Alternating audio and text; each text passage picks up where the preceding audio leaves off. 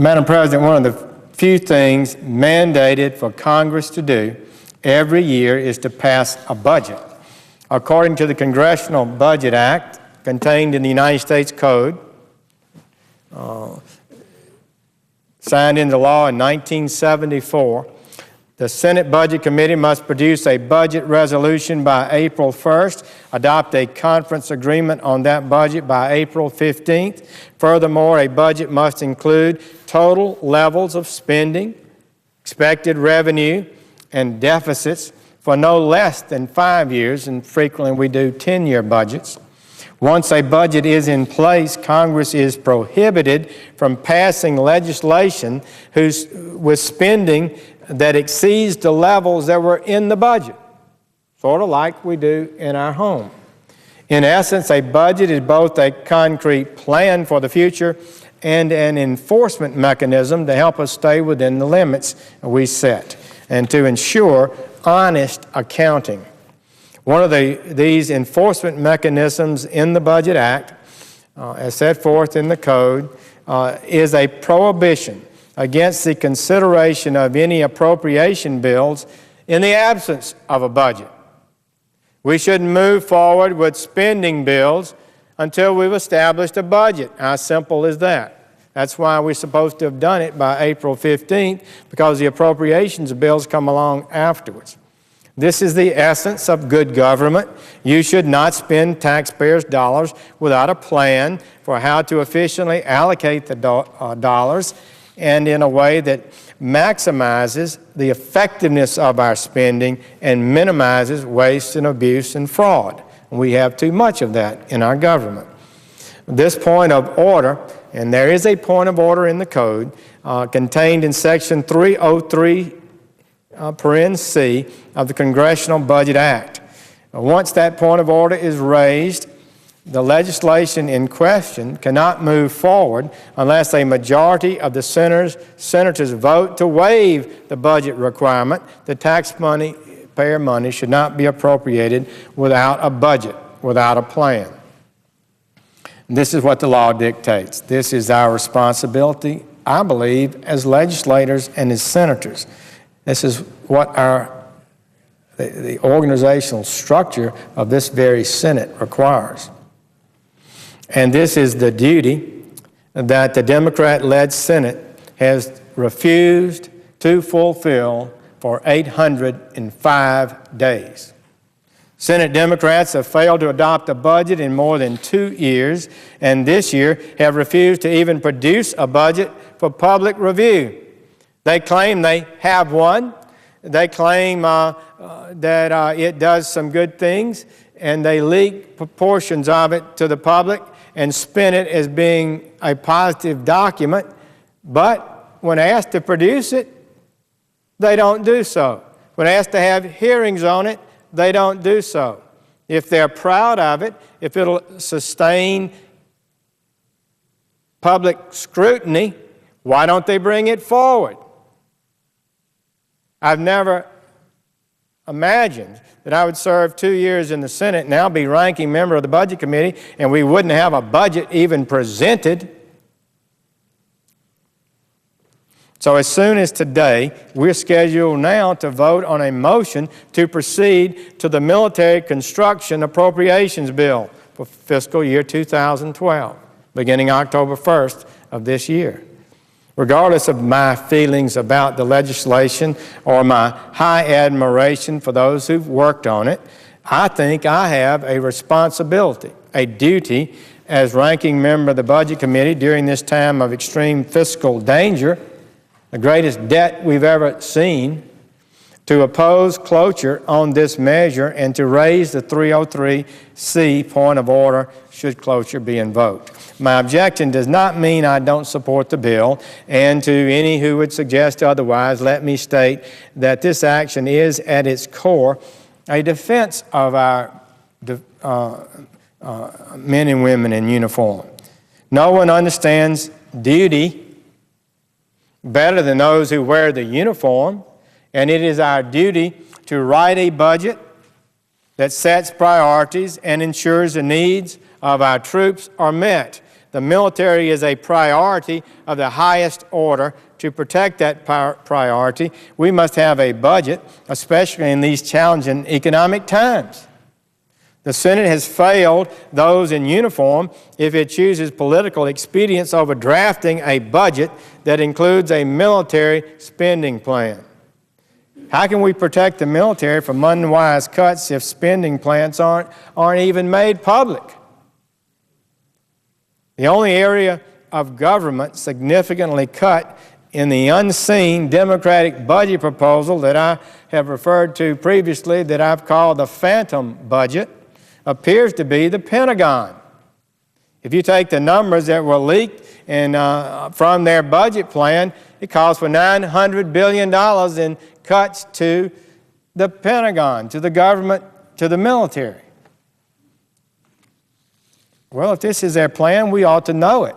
So I just don't want to hear people say that you're objecting to the military construction bill because you don't appreciate the military, while the Democratic majority who are producing this military construction bill claim they have a budget that hammers the Defense Department by $900 billion. Indeed, while that appears to be the plan, the budget submitted by President Obama earlier this year, not one produced by the Senate Democrats, but the President's own budget, calls for a 9.5% increase in the Energy Department, a 10.5% increase for the Education Department, a 10.5% increase for the State Department, and 60% increase for high-speed rail and the transportation budget, without money to fund it.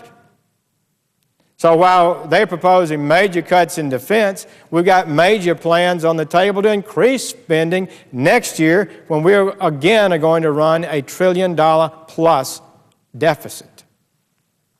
The authors of the Congressional Budget Act likely did not contemplate a future in which the governing party believes budgets are no longer necessary, as seems to be the case today.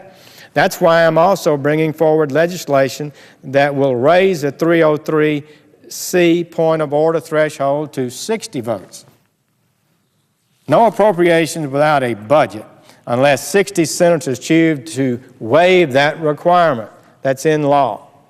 We sometimes put requirements in law. We don't have very good enforcement mechanisms. The danger we face from continuing to operate this government without a clear, concrete budget is simply too great. Admiral Mullen, the chairman of the Joint Chiefs of Staff, warned our nation's debt is the gravest of all national security threats we face. It is so. We are reaching a point where our economy could enter into a financial crisis as a result of our national debt. We owe it to the extraordinary men and women who serve this country to defend at home the way of life they have defended abroad. And that means the Senate must confront the debt problem that threatens us with economic disaster. Already, as economists Rogoff and Reinhart demonstrated, we are losing at least 1 million jobs a year as a result of the high debt we have run up. Now 95% of our economy, 95% of GDP, soon to be 100% of GDP. In just a little over 2 months, our nation's gross debt will be as large as our entire economy and growing larger. This year we'll take in $2.2 trillion, but we'll spend $3.7 trillion. By the end of the first 3 years of the Obama administration, we will have accumulated $5 trillion in gross debt, new debt. Over the next 10 years, we are projected to spend $46 trillion, adding another $13 trillion to our national debt. That's $13,000 billion. The President proposes saving $2 billion next year. He proposes we increase tax on corporate jets that over 10 years would save $3 billion, while he has a budget submitted to the Senate that would increase the debt by $13,000 billion over the next 10 years. I don't defend corporate jets. We can eliminate that, as far as I'm concerned, and change our whole tax structure, which needs simplifying and more integrity and more effectiveness in it. But that's not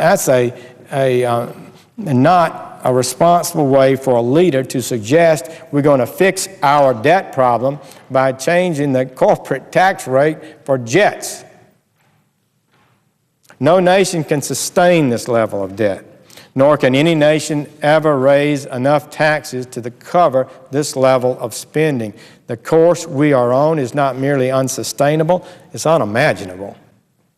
American people have every right to be angry with their Congress. We're sitting here running a government and borrowing 40 cents of every dollar we spend. They should be furious with us. It's unacceptable. It's unexplainable. We spend and borrow all we can. That's the fact. There's only one sound answer: control spending and grow the economy, not tax it into submission. For Americans to regain prosperity, Washington must regain discipline. Hiking taxes to bail out the Washington spenders who have put us in debt by increasing domestic non-defense spending in the last 2 years, not war, not Social Security. I'm talking about general expenditures of our government have gone up 24% in the last 2 years. They run up huge, huge debts. And now they want the American people to pay more so they can continue to spend at this irresponsible level. I say no to that. I'm not for that. Since the Democrat-led Senate has last passed a budget, we have spent $7.3 trillion and increased the debt by $3.2 trillion. When President Obama took office, the public debt of the United States was about $5.7 trillion. In 3 years, we've added in 3 years, we've added about close to $4 trillion in debt. And in 4 years, President Obama's debt that he would have run up at this rate will be larger than the debt that's been accumulated in the entire history of America. We're on an unsustainable course. This fiscal abandon has brought us to the brink of debt, the debt ceiling that we have. We have a limit on how much debt you can run up statutorily, and yet still the Senate Democrats will not produce a budget, and the White House will not put together an honest plan with real spending cuts that they'll stand behind and let people analyze and score. Just more gimmicks, tricks, and games. That is not acceptable. That's why we're in this fix today. Majority Leader Reid actually declared it would be foolish to have a budget. Foolish to have a budget. Would you tell a family who's having difficulty with their finances it's foolish to have a budget? Would you declare to a family who's running up credit card debts that 40% of what they're spending is put on a credit card every month, that they should not have a budget? When the United States Code requires us to have a budget by April 15th? It's easy to claim deficit reduction as a priority, but if our leaders were actually to put a plan on paper, it would become all too clear that their real desire is for larger taxes and only meager cuts to spending. That's the truth. That won't get the job done. Numbers don't lie. Their rhetoric creates the appearance of savings, but those savings really don't exist when you look at the numbers carefully. But while the White House and Senate Democrats may think their strategy is clever, I don't think the American people should be amused. I don't think the American people are amused. Until the majority who asked for the responsibility to lead this Senate, that's what they wanted, they've got it. Until they allow this chamber to adopt a badly needed budget, I'm going to continue raising points of order on appropriations bills. Now more than ever, we should fulfill our legal duties, not shirk them. More than ever today we should. We were not elected to preside over the financial decline of this country. We were not elected to shut down the committees, deny them the right to function, to shut down debate, or cede our constitutional responsibility to secret meetings and closed-door proceedings. The debt limit is not only about fulfilling our obligations to creditors, it's about fulfilling our obligation to the whole people that we serve, good Americans. We owe them a Senate that works openly and tirelessly on their behalf, who cast votes on these important matters and has to respond and hold accountability to the American people. So we owe the people an honest, competent, limited, efficient government. We owe them a Senate that is worthy of their faith and trust. We're not there. We're not fulfilling that responsibility, and therefore I expect that I will object and raise a budget point of order against the movement to the military construction bill. I thank the chair and would yield the floor.